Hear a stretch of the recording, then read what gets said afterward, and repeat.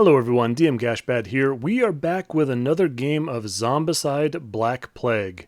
I still haven't painted up all the survivors for this game, so instead of going on to Quest 1, which needs 6 survivors, we're going to go on to the CMON website, and we're going to take a look around there to see what requires less. And we've found this one, Quest B50, The Cursed Village. If you have Zombicide Black Plague and you haven't checked out the Zombicide website, do that. There are a ton of additional scenarios over there. It looks like you can very easily triple your gameplay experience by just using that free resource. Anyway, the thing I like about the Cursed Village is that it uses 4 or less survivors, so I have those already set up. It seems like a relatively small map, and the difficulty is only medium, because I have not played too much of this. I'm also playing this one player, so the fewer survivors I have to deal with, the easier it's going to be on me.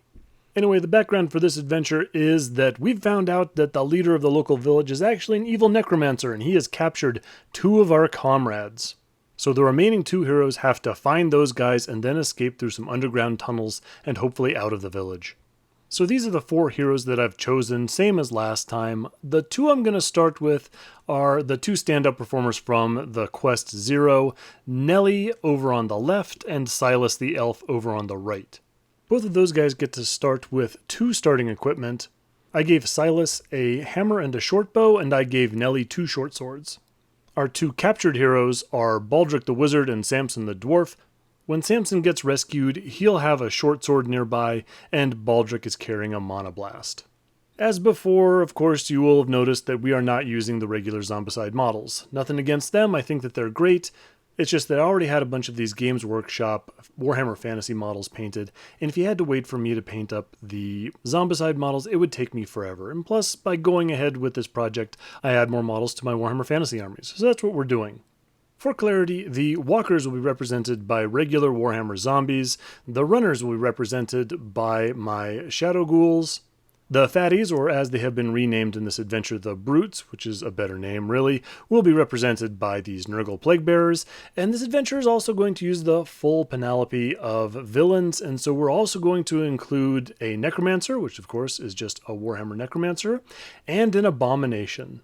That necromancer is actually a conversion from the Empire Wizard plastic kit and I believe the Corpse Master from the Corpse Cart.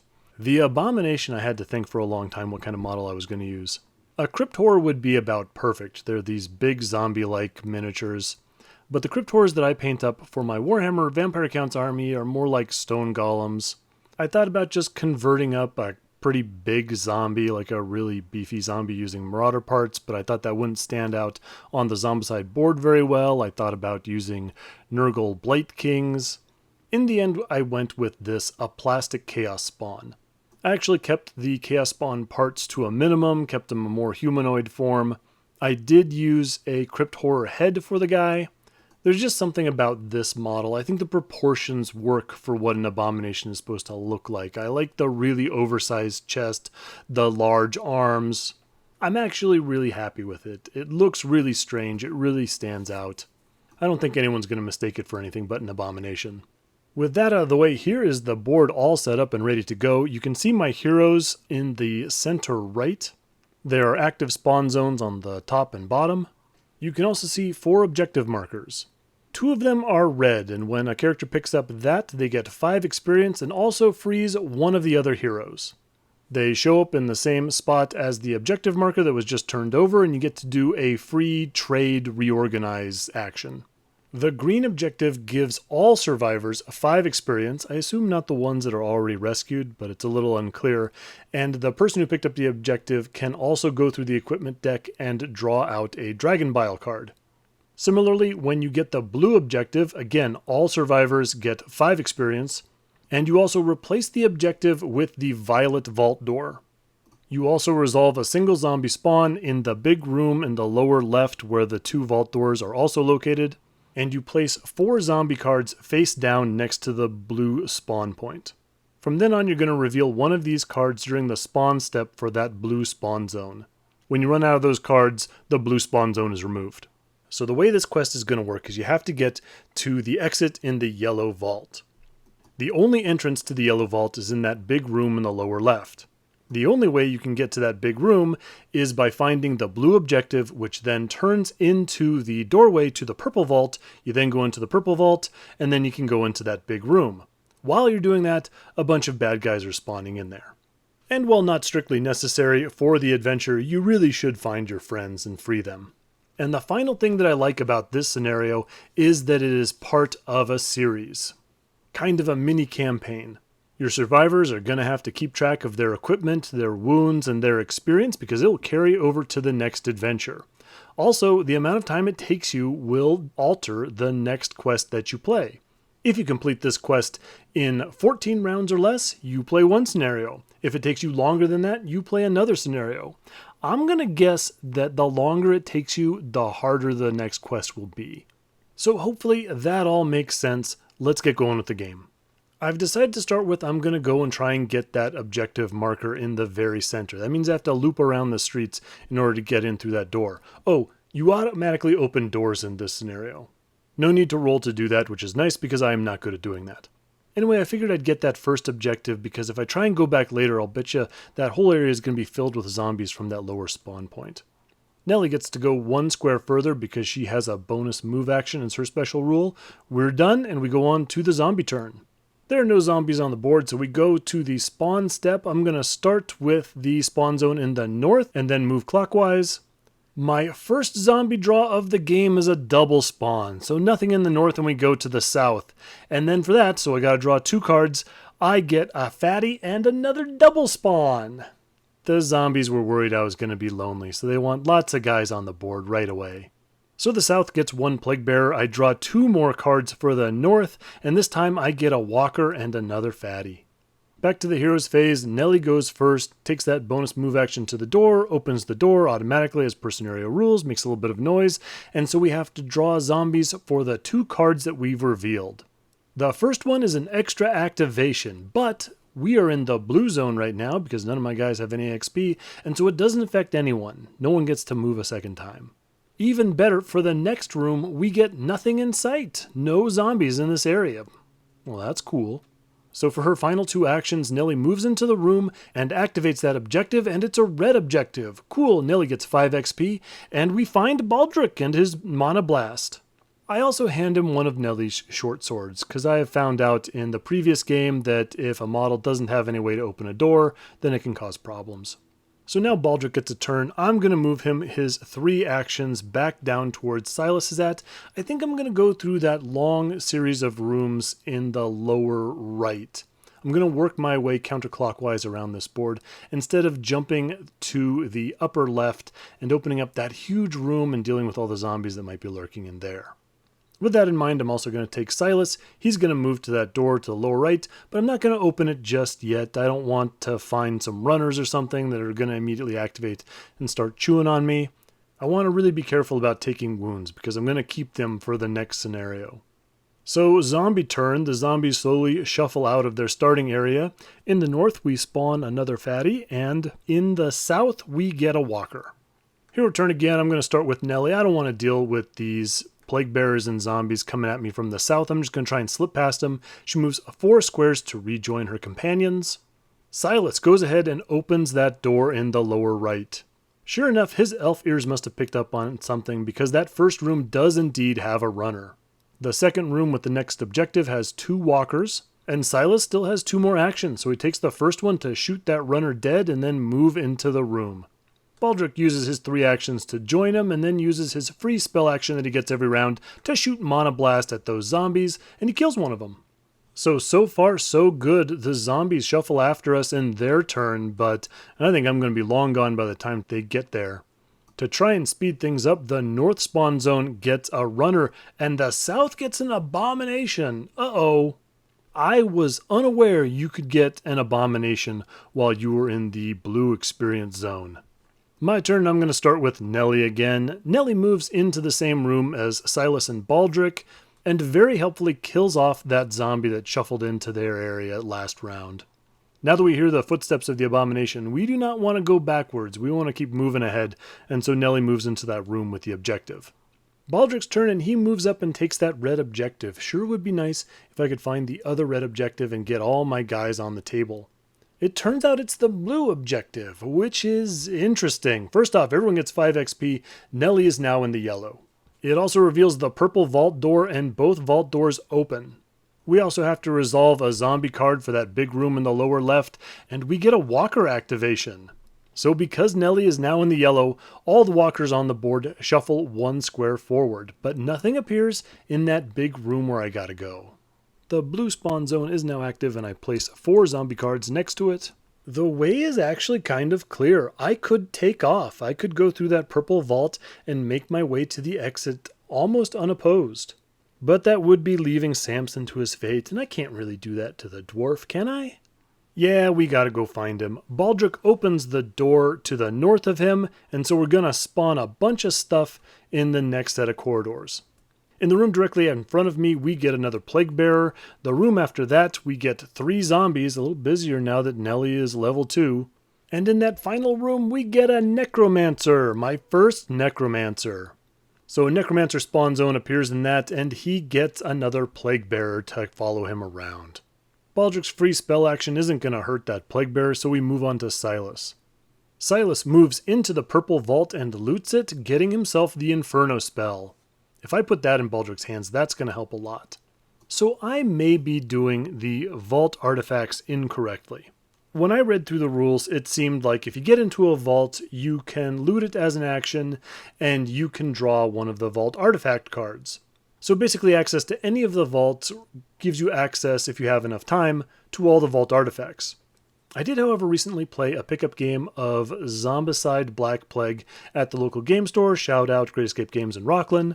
And what they did was they divided the vault artifacts amongst all the vaults. So if that's the way it's supposed to be done, I should have had 1 artifact on the yellow vault and another artifact on the purple vault. As you'll see in a minute, that's not what I did here. If anyone happens to know, let me know which way is the correct way. So it's zombie turn, and all the bad guys shuffle forward, including that plague bearer who is now in Baldric and Nelly's zone. For the spawn phase, the north spawn zone gets a runner, and then for the necromancer's spawn zone, we get a double spawn, so back down to the south, which gives us 4 walkers and a necromancer. Now, I'm only using 1 necromancer model, so my 1 necromancer in the north moves an extra square towards me, which is just fine. I'd like to kill him off as soon as possible. We then draw one of those cards on the blue spawn zone, and we get a double spawn. I'm not exactly sure how this is supposed to work out. I assume that it works just like you would draw a double spawn in the normal run of things. So we go back to the spawn zone at the north, and I draw 2 spawn cards, not from the blue spawn zone pile, but from the regular deck. That'll add 4 zombie walkers and 1 runner to that pile. Getting a little crowded in these village streets. Mayor McNecromancer here has definitely been doing his work. Back to the hero turn, and we're going to start with Silas. And here's where we get into that vault thing that I was talking about earlier. Because it's a new round, he can take a new loot action, and so he does so when he picks up the Orcish crossbow, my favorite vault artifact. Now we have something that can cause 2 damage, so he moves back into the room above him with Nelly and Baldric and the Plague Bearer, and he swings that new Orcish crossbow at the Plague Bearer and kills him. Here's the thing about the Orcish crossbow, and tell me if this is incorrect, but it's got 2 profiles. It's got 1 for range 0 and 1 for range 1 to 2. I assume that means it functions 2 ways. It's as a melee weapon, like you're just taking the spiked crossbow and bashing zombies on the head, and the other you're actually firing the bolts. It doesn't actually say that, but if it wasn't supposed to work that way, why wouldn't they just list the range as 0 to 2? Because the rest of the numbers are exactly the same. So while using it that way, it means Silas doesn't get his +1 to hit. It also means that he doesn't run the risk of shooting his own companions in the same zone, and also means that he won't have to reload it. Again, correct me if I'm wrong, but that's the way that makes the most sense to me. Either way, killing off that Plague Bearer now means that he is level 2, so he gets another action, and so he wheels to the north and kills off 2 zombies in the room ahead of him. That brings us to Baldric the Wizard's turn. He activates a trade action with Silas because he would very much like to have that Inferno spell, please. He immediately uses it with his free magic action to launch a bunch of fireballs in the room in front of him, and he kills off the zombie and the necromancer. Good, get that necromancer spawn zone out of here. That also means that he is now level 2 and gets another action. He moves into the room that he just roasted the mayor in, launches another fireball barrage at that plague bearer in the next room, kills him off, and then for the first time in this game, I'm gonna search a room and I find a sword. Cool. So now Nelly moves up into Baldric's zone and activates a trait of her own. Baldric, you can keep that sword if you like, but Nelly's gonna take back her short sword so she can dual wield. She keeps on moving to the room in the corner and activates that objective there. Is it Samson? No, it's the green objective. Okay, we got to go all the way around to the left to find Samson. In the meantime, though, everyone picks up 5 XP and Nelly gets some dragon bile. She then finishes up her turn by moving to that last room in this series of corridors and listening at the door to all the zombies moving around on the other side. So now it's the zombie turn again. We've got all these zombies coming from the north and the south, but the only way they can go is through that open doorway in the lower right. It's not exactly ideal because we do have to get back to that purple vault door after we get Samson, but for the time being it's okay. Onto the spawn step, the north gets 1 more plague bearer, the south gets 2 more walkers, and the blue spawn zone gets another double spawn. Like I said, it's nice that there are no zombies in that room that we have to get to, but that north zone's getting really crowded. Especially since as part of that double spawn, we get another necromancer who's showing up with 2 walker buddies. So great, another necromancer spawn zone up in the north, and of course we get another plague bearer. I'm going to start with Baldric because I think that Inferno spell is going to be real useful against all those fatty brutes on the other side of that door. He's going to move 2 squares, open up that door, and then open up with the Inferno spell. His first salvo does real well, killing off 2 zombies and a fatty. His second magic action kills off the last fatty and the necromancer, sealing that spawn zone. We're doing pretty well about getting rid of these things as soon as they crop up. That now puts Baldric at the orange experience level. I choose to give him an extra magic action. He can't use it right now because he's run out of targets, but still, Baldric's doing okay. Silas is up next. He moves 3 squares to join Baldric and searches that room and finds a dagger. Very cool. And then Nelly activates. She instigates a trade with Silas and takes that orcish crossbow. She then moves into the zone with the spawn zone and opens fire at the next zone down, killing off 2 zombies. She takes another shot with it and kills off another zombie, leaving just 1. That puts her at level 3 as well, and she chooses the Bloodlust melee skill, and then just moves back to join her friends. The zombie turn, and now that that door to the north is open, all the zombies in that north street turn back the other direction and come looking for fresh hero brains. The spawn zone in the north gives us another necromancer. I don't think it was just the mayor, I think it was the whole town council. He shows up with 2 runner ghoul buddies. The southern spawn zone gives us another necromancer.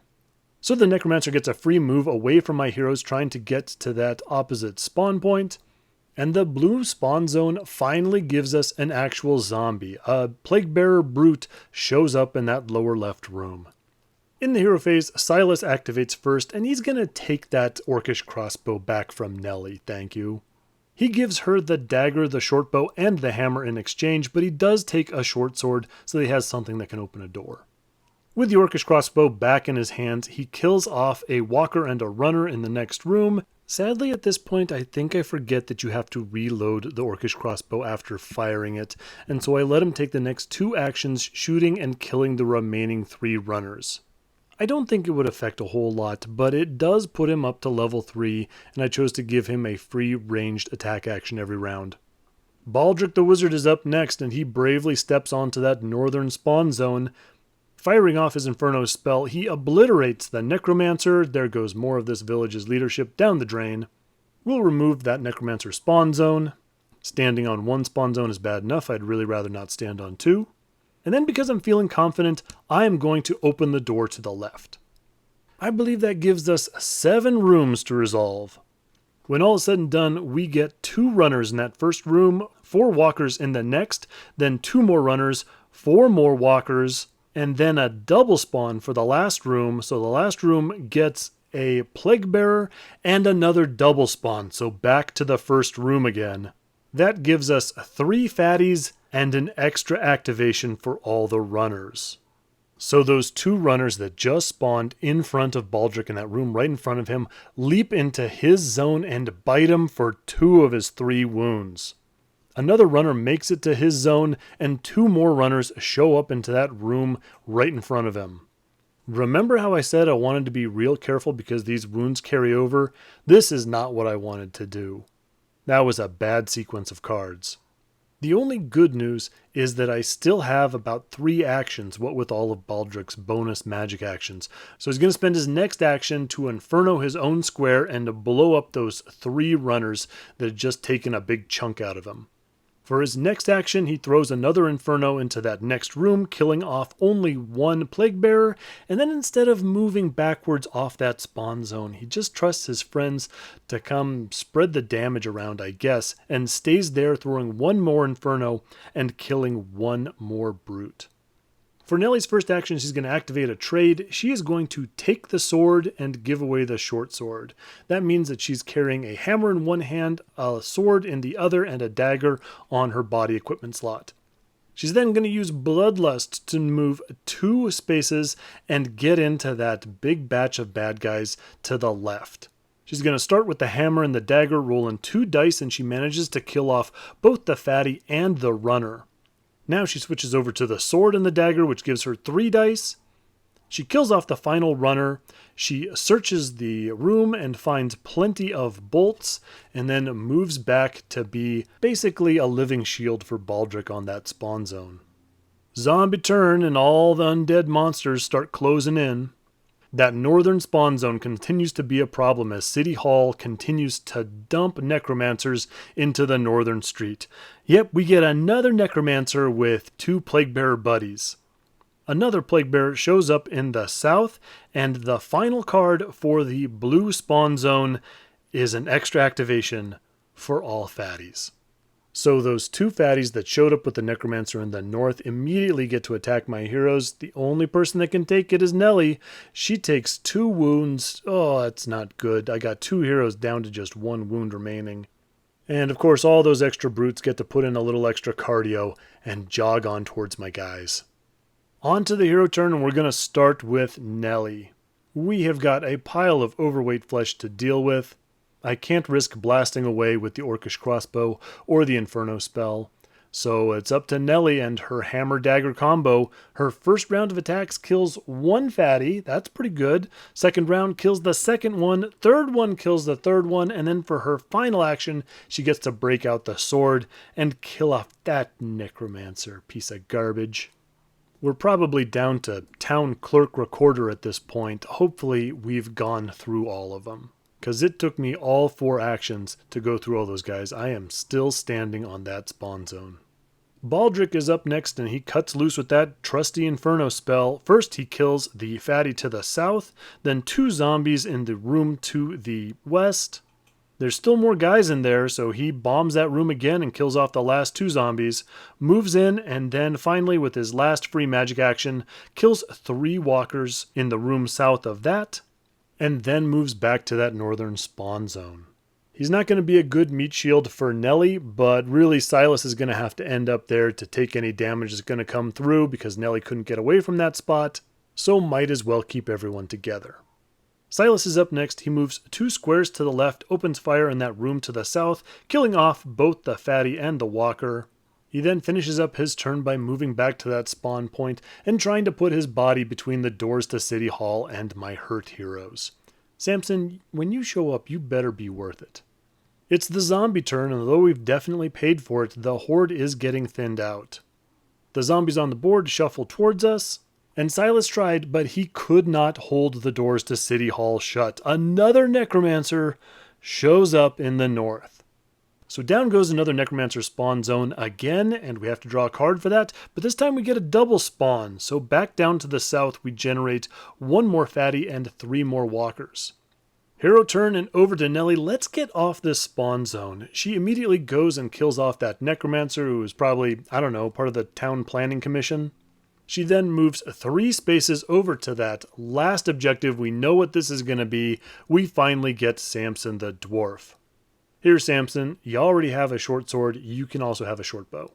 My thinking at this point is that I'm going to try and loop around. I'm going to go back through this series of rooms and I'm going to open up that door in the center and I'm going to try and get to the purple vault door going back onto the city streets that I started in. So Baldric moves 3 squares into that series of rooms that is now nice and empty. He searches one of the rooms and gets a dagger. Cool. Samson moves up to join him, searches and finds a longbow.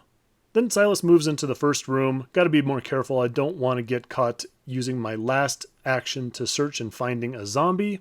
So he searches right away, finds an invisibility spell.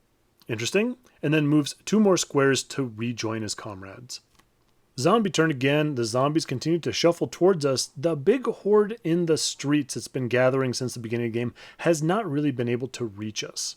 In the north, we get another double spawn. So back down to the south, we get a necromancer and 2 runners. I am not in a position to deal with those guys. That necromancer is just going to have to chill there. Someone showed up late to the town council meeting, I guess. So Hero Turn and I have determined that there is way too much stuff in the southern streets. I can't go through that way. I'm going to loop back the way I came. I know I have to go through that northern spawn zone again, but it's a lot better than dealing with that horde and possibly getting caught from a couple different directions at once in those city streets. So I'm going to start off with Baldric. He's going to move 3 squares back to that northern spawn point. He's going to pause briefly to blast that zombie to the south with an Inferno spell. And then he's going to make 1 more move towards the top right corner and kill off the 2 fatties in that corner room with his last free magic action. Nelly moves 4 squares to join Baldric. She searches that room and finds plenty of arrows. Silas searches the room that he's in and finds another vial of dragon bile. Really need to find a torch at some point. He then moves 3 squares back to that northern spawn zone again, but that's okay. We have a chunk of dwarven armor named Samson. He's going to move his 3 squares to join Silas. Put that Ironhide skill to good use. Back to the zombie turn and they all shuffle towards us again. There are some zombies in the T section in the lower right. They're exactly as far away from both of my groups. So 1 zombie goes in either direction and the plague bearer that is with them uses mitosis to split into 2 and go both directions. In the spawn phase, we get 1 runner in the north, which is pretty low-key, and then we get an abomination in the south, so the abomination gets another activation. He is getting close, but not close enough. Back to the heroes, Nelly goes first, uses Bloodlust to jump back to that northern spawn point and kill off that 1 runner there. Then she Bloodlusts the other direction, moves 2 squares over to the right and kills off the walker in the corner. And even with all that sprinting, she still has 3 more actions to move all the way into the purple vault. The rest of my guys don't really have anything else to do but chase after her as best they can. Baldric ends up in the vault with Nelly, Silas is right behind them, and Samson is behind Silas. More shuffling from the undead in their turn, but we might be getting away at this point. The northern spawn point produces yet another double spawn, so in the south we get 2 runners and 6 walkers, and for that necromancer spawn zone we get another double spawn, so back over to the north where we get a necromancer, so the necromancer in the south puts on a little extra effort to try to get to City Hall, and we get 2 plague bearers. Back over to the heroes, we start with Silas, who kills the walker and the fatty to the south of him, then moves 2 squares, ends up in that big room in the lower left, right where we want to be. He opens up the yellow vault door and searches that big room that he's in and finds apples. Cool. Samson's still just at level 1, so all he can do is move 3 squares to try and keep up. Nelly moves into the big room. She searches that as well and finds plenty of arrows. She gives plenty of bolts to Silas, and she gives the arrows to Samson. She does take the short bow though. Finally, Silas moves into that same room, searches, and finds the spell Repulse. Another zombie turn, the zombies futilely try to chase after us. The northern spawn zone gives us a fatty activation, which helps, but they're still too far away. And in the south, we get another double spawn. Back over to the north, where we get an abomination, so he's trying to put a bit of speed on at the end, but it is too late, and we also get 5 walkers. At this point, our bloodied heroes know that they have won, so we're just going to do some final searches and then hop into that yellow vault and escape. Baldric's going first. He searches and finds Fireball. He then activates a trade to give a dagger to Nelly. So now she can dual wield daggers. That's cool. He hops into the yellow vault and disappears. Silas searches the room. He finds a sword. That's cool. He's going to give the sword to Samson, help that guy out a little bit. He's feeling a little under-equipped. He also dives into the yellow vault and escapes. Nelly goes and searches.